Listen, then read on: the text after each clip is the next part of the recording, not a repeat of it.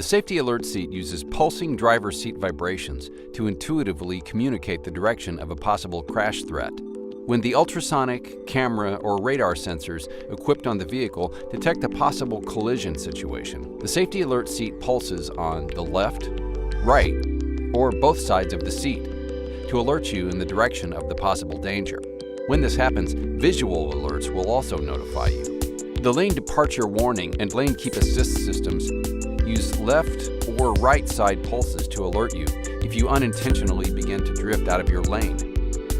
The rear cross traffic alert system also uses left or right side pulses to indicate the direction of an approaching vehicle.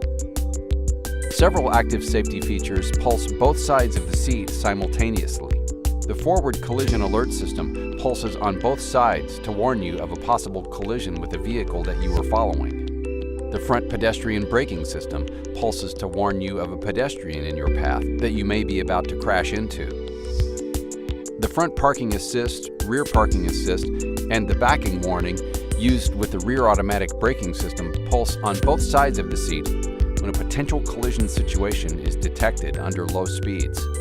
Just like a smartphone, you can select either auditory or vibration alerts using the vehicle settings menu.